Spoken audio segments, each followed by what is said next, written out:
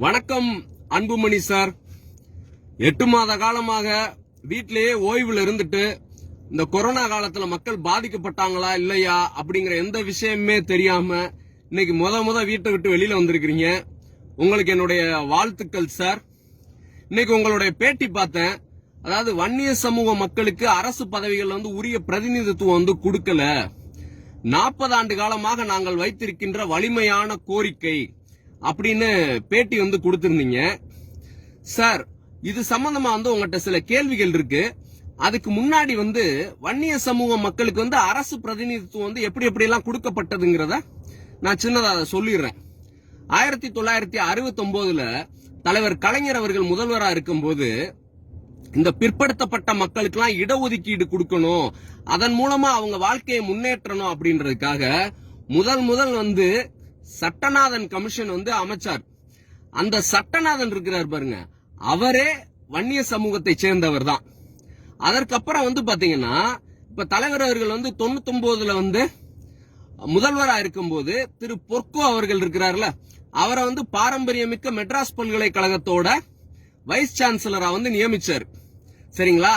அதுக்கப்புறம் 2007ல திரு காசி விஸ்வநாதன் அவர்களை டிஎன்பிசியோட சேர்மனா நியமிச்சாங்க. அதாவது அரசு பதவிகள்ல எதெல்லாம் ரொம்ப முக்கியத்துவம் வாய்ந்ததோ அது எல்லாத்தையும் பாத்தீங்கன்னா பார்த்து எந்தெந்த சமூகத்துக்கும் எல்லா சமூகத்துக்கும் பிரதிநிதித்துவம் கொடுக்கணும்ன்ற அடிப்படையில தலைவர் கலைஞர் அவர்கள் இதெல்லாம் செஞ்சாங்க.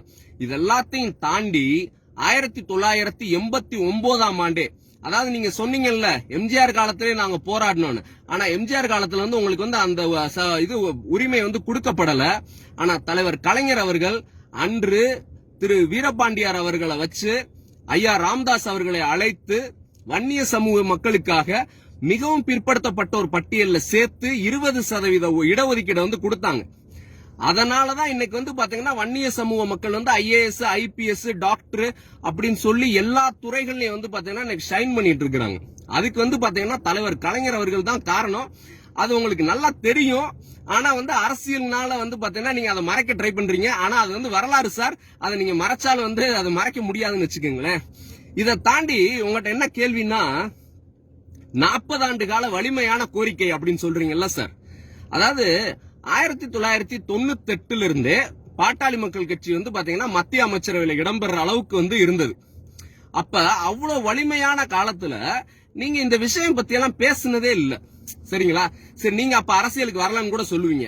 நீங்க அரசியலுக்கு வந்த இந்த 2004ல மத்திய அமைச்சரவையில அமைச்சர் பொறுப்பேற்றீங்க பாருங்களேன். அப்ப கூட நீங்க இந்த சமூக மக்களோட முன்னேற்றமோ அவங்களுக்கான இடஒதுக்கீடோ அந்த சமூக நீதி கோரிக்கையெல்லாம் வைக்கவே இல்லை. மாறா பாத்தீங்கன்னா நீங்க இண்டோர் மருத்துவக் கல்லூரியில ஊழல் செஞ்சு அந்த வழக்கு இன்னைக்கு சிபிஐ வழக்கு வரைக்கும் பிரச்சனை எல்லாம் இருக்குன்னு வச்சுக்கோங்களேன். ஏன்னா நீங்க கூட சொல்லுவீங்க, நான்லாம் இப்ப நினைச்சா ஒபாமாட்ட கூட பேசுவேன் அப்படின்னு சொன்னீங்க அப்பெல்லாம். ஆனா அப்படி அந்த அளவுக்கு வலிமையா இருக்கும்போது நீங்க இந்த பிரச்சனையெல்லாம் மறந்துட்டீங்க. இந்த சமூக மக்கள் எல்லாம் பிரச்சனை குறித்து மறந்துட்டீங்க.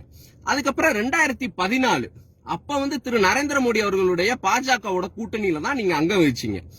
அப்பயும் பாத்தீங்கன்னா நீங்க இது சம்பந்தமா நான் கோரிக்கை எழுப்பி அந்த மாதிரிலாம் அந்த பிரச்சனையே பேசல. என்னடா இவன் மத்திய அமைச்சரவையில இதுக்கு என்ன சம்பந்தம் அப்படின்னு கூடாது. அதாவது நீங்க இவ்வளவு வலிமையா இருந்த காலத்திலேயே இந்த பிரச்சனையை பத்தி நீங்க பேசல. இந்த பிரச்சனைகள் எல்லாம் நீங்க பேசாத காரணத்தினாலதான் 2016ஆம் ஆண்டு அதே வன்னிய சமூக மக்கள் உங்களை பெண்ணாகரத்துல தோக்கடிச்சாங்க. 2019ஆம் ஆண்டு அதே மக்கள் உங்களை தர்மபுரியில தோக்கடிச்சாங்க. சரிங்களா? ஏன்னா நீங்க அவங்களுடைய பிரச்சனையை பேசாம உங்களுடைய தனிப்பட்ட வாழ்க்கையோட வளர்ச்சியை தான் நீங்க பாத்தீங்கிறதா அந்த மக்களுடைய குற்றச்சாட்டு. இதுக்கு அடுத்தபடியா இப்ப நரேந்திர மோடி அரசு போன வருஷம் கொண்டு வந்தாங்கல்ல பொருளாதார இடஒதுக்கீடு. அந்த பொருளாதார இடஒதுக்கீடுனால வன்னிய சமூக மக்கள் கடுமையா பாதிக்கப்படுவாங்கிறது எல்லாத்துக்கும் தெரியும், எல்லா பிற்படுத்தப்பட்ட மக்களுக்கும். ஆனா அன்னைக்கெல்லாம் நீங்க இந்த பிரச்சனை குறித்து எதுவுமே பண்ணல சார். நீங்க பாத்தீங்கன்னா நீங்க பாஜக கண்மூடித்தனமா ஆதரிச்சீங்க. சரிங்களா? அப்படிலாம் விட்டுட்டு அன்னைக்கு பாத்தீங்கன்னா திமுக தலைவர் தளபதி தான் பாத்தீங்கன்னா இந்த மக்களுக்காக குரல் கொடுத்தாங்க. இப்போ இதெல்லாத்தையுமே பாத்தீங்கன்னா நீங்க கம்ப்ளீட்டா எதுவுமே செய்யல. இதெல்லாத்தையும் தாண்டி இன்னைக்கு இன்னொன்னு சொன்னீங்க, ஏற்படுத்த சமூகம் அதை பாத்தீங்கன்னா வன்முறை சமூகமா ஆக்காதீங்க அப்படின்னு சொன்னீங்க சார். அப்படி ஏற்படுத்த சமூகம் அப்படின்னு சொன்னா மோடி அரசாங்கம் கொண்டு வந்திருக்குல்ல இந்த விவசாய சட்டம், மக்கள் விவசாயிகளுக்கு எதிரான ஒரு சட்டம், அந்த சட்டத்தை எதிர்த்து நீங்க போராடி இருக்கணும்ல சார். அதெல்லாம் வந்து பாத்தீங்கன்னா அப்படியே நீங்க பாட்டுக்கு கமுக்கமா எல்லாத்தையும் ஆதரிச்சுட்டு இன்னைக்கு வந்து பாத்தீங்கன்னா அது நீங்க உளறிட்டீங்க. ஒண்ணு, நாங்க அரசியலுக்காக செய்யல அப்படின்றது அதுதான் உண்மை. ஏன்னா இப்ப தேர்தல் வரப்போகுதுன்றதுனால மட்டும்தான் இதை செய்றீங்க. கடைசியா ஒண்ணு சார், அதாவது உங்களுக்கு உங்க அப்பாவுக்கு ஒரு தளபதியா இருந்தவர் மாவீரன் காடுவெட்டியார் அவர்கள். அந்த காடுவெட்டியார் அவர்களுக்கு மருத்துவமனையில வந்து வைத்தியம் பார்க்கும் போதே எங்களை சரியா கவனிக்கலன்னா அந்த குடும்பம் வந்து குற்றச்சாட்டு வைக்குது. அதே மாதிரி அவர் மாவீரன் காடுவெட்டியார் அவர்களுடைய பையனை வந்து பாத்தீங்கன்னா சமயமா தாக்கப்பட்டார். அப்ப அதுக்கும் வந்து பாத்தீங்கன்னா நீங்க குரல் கொடுக்கல, அவருக்கு ஆதரவா நிக்கல. எனவே உங்களுக்கெல்லாம் இவ்வளவு விசுவாசமா இருந்த திரு காடுவெட்டியார் அவர்களையே நீங்க கவனிக்கலன்னும் போது இந்த சமூகத்துக்காக நீங்க குரல் கொடுக்கறேங்கிறத எப்படி அந்த சமூக மக்கள் நம்புவாங்க? இப்படி பியூரா சீப் பாலிடிக்ஸ் வந்து பண்ணாதீங்க சார், சரிங்களா? ஏன்னா இதுக்கெல்லாம் வந்து மக்கள் இப்ப நம்புற இடத்துல வந்து இல்ல, சரிங்களா? நன்றி.